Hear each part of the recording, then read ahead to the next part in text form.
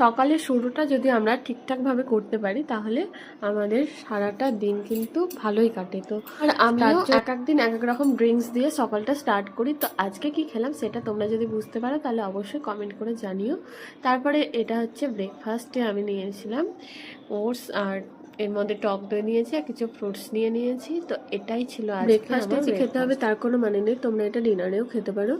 তো আমি আজকে ব্রেকফাস্টে খাচ্ছি, মাঝে মাঝে ডিনারেও খেয়ে থাকি। একঘেয়েমি খাবার কার খেতে ভালো লাগে বলো? মাঝে মাঝে তো চেঞ্জ করতেই হয়, সেই জন্যে আমিও মাঝে মাঝে চেঞ্জ করে নিই। চলো এবার রান্নাটা শুরু করা যাক। তো এর আগের দিন সানডের দিন যে চিকেন আনা হয়েছিল তার মধ্যে থেকে কিছু চিকেন আমি সরিয়ে রেখেছিলাম। তো এটা কিছু বেঁচে আছে, তো এটা আজকে রান্না করব।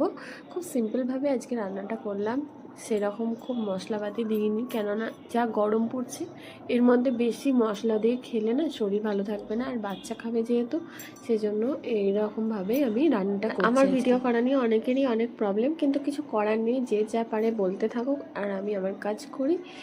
তো কি যারা বলবো, বাজে কমেন্ট করো তো তাদের আমি পাত্তাও দিই না।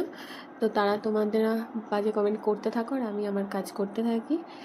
তো এদিকে আমার রান্নাটাও হয়ে গেছে। আর আজকে রান্না যা যা করেছি চলো তোমাদেরকে দেখিয়ে দিই। এখানে করেছি এই যে এইগুলো। তো কেমন লাগলো ভিডিওটা অবশ্যই